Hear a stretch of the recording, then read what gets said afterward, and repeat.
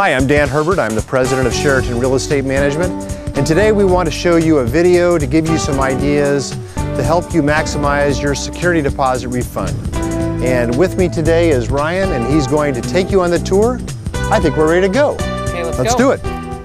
Okay, let's start with the living room and the dining room area, and what I usually recommend is that residents start at the ground and work their way up. Let's start with the carpet. Now, in looking at the carpet, the first thing to remember is that all Sheraton properties per your lease agreement must be professionally cleaned. So what we have you do is actually get a company to come out and clean it. Do not rent something from the grocery store.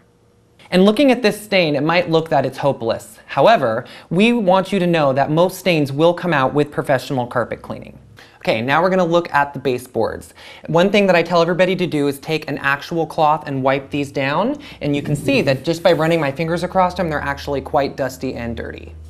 Next, going up would be the electrical outlets. So in looking at this, what you want to do is make sure that you've wiped it down and that there also are not any cracks or that it's not broken.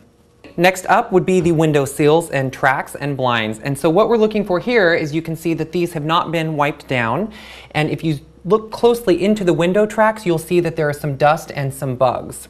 In looking at the blinds, we're looking to see that they've been wiped down and that they're clean, and that, like this one, there is no dents or that they're not bent. And then also what you might want to do is go ahead and run your fingers across the top, and you'll see quite a bit of dust. The next spot that we're going to look at are all of the walls, and what we're looking for on the walls would be any sort of spots or grime that might be on the wall. So if we look here, we can see quite a bit of something, and if you actually touch it, it's actually a little bit sticky. So what we would want to do here would be to go ahead and make sure that we use a cleaner and wipe this up.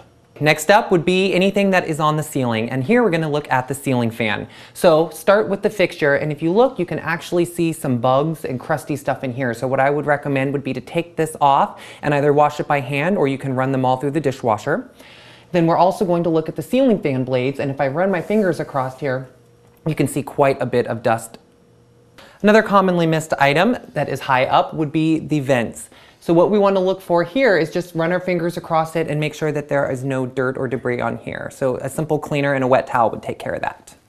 Now, before in the living room, we actually started on the ground and worked our way up. In the kitchen, we're going to flip that and we will start high and work low. The reason for that is because as you clean, stuff will fall down.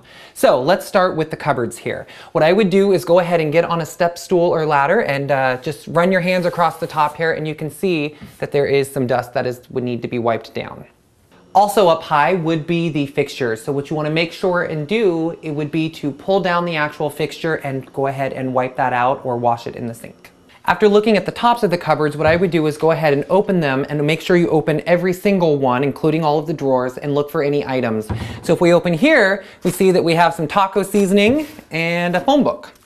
Then what you want to do is go ahead and actually take your hand and wipe stuff down, and you can see that it's actually quite dirty. So get a towel and make sure you wipe. Just like in the living room, we are now going to move on to the sockets, and what you want to do, same thing, just make sure you wipe them down and that they're not broken or cracked.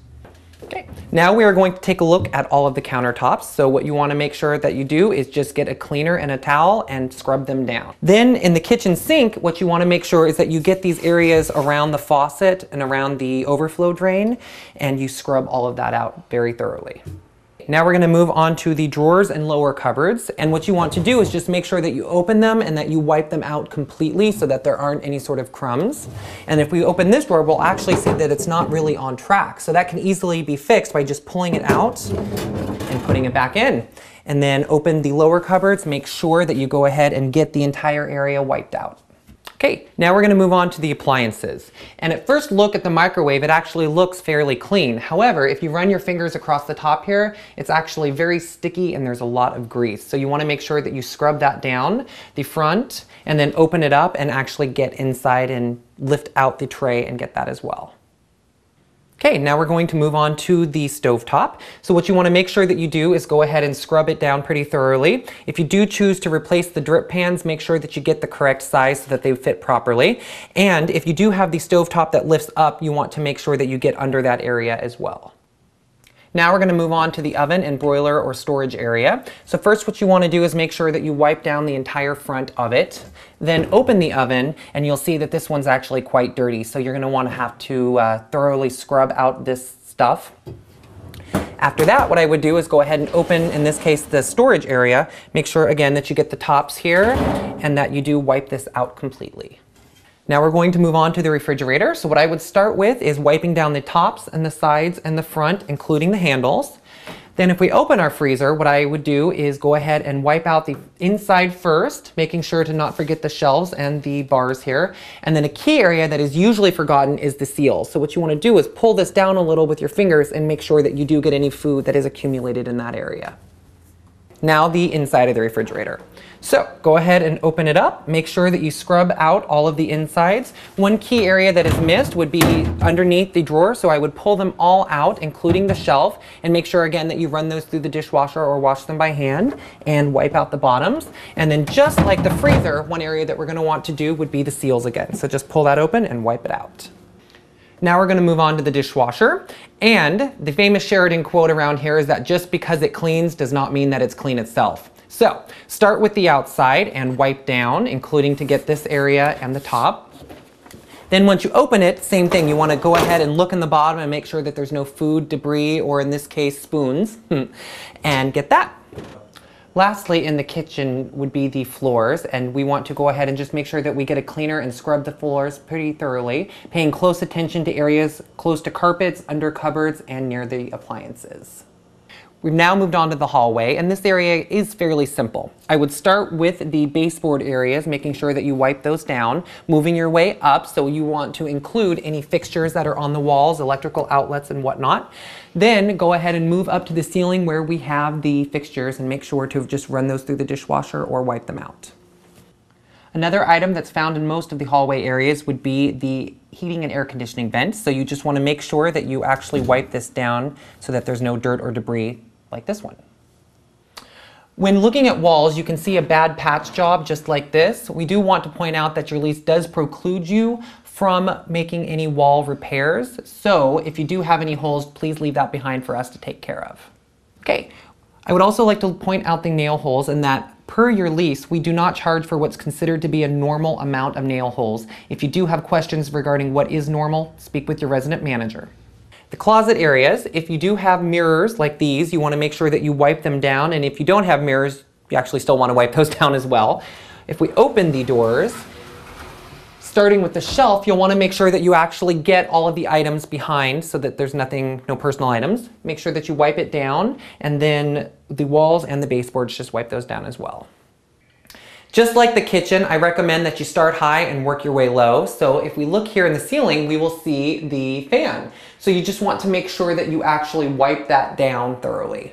We will start by wiping down the tops of the light fixtures so that there is no dust, including the light bulbs, and replacing any if they are burnt out. Then move on to the mirror area, making sure that we clean it with Windex and not leaving any streak marks. Moving down to the sink area so that we clean this out, including around the fixtures, and then just scrubbing down the countertops. You also want to make sure that while you are wiping things down, you do get the door hardware, so just get a towel and wipe around it, including the doorknob itself.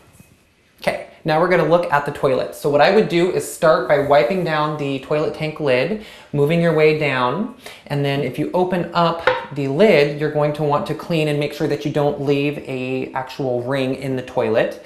Then what you can do is go ahead and move all the way down and make sure that you get the dirt that has accumulated towards the base of the toilet. In the shower area, I would start from the top and work our way down, so making sure that you actually clean this area, and you can see it's fairly dusty. Then wiping down the shower head and moving your way down. Okay, the tub spout and handle areas do usually get a lot of water stains, so you want to make sure and scrub those thoroughly using the appropriate water stain remover cleaners. I also recommend getting a bleach pen for the caulking areas and the splash guard areas. Just put it on and let it sit for a little bit. It helps out great. Then make sure to just scrub the entire tub very thoroughly, not missing any areas. We're now going to move on to the floor area. So what I would do is get a cleaner and make sure you wipe the baseboards and mop the floor very thoroughly. We've now gone through the entire home, including giving you some cleaning and maintenance tips. What we would like to leave you with is to remember to leave the home in the same condition that you would like to move into. Thank you.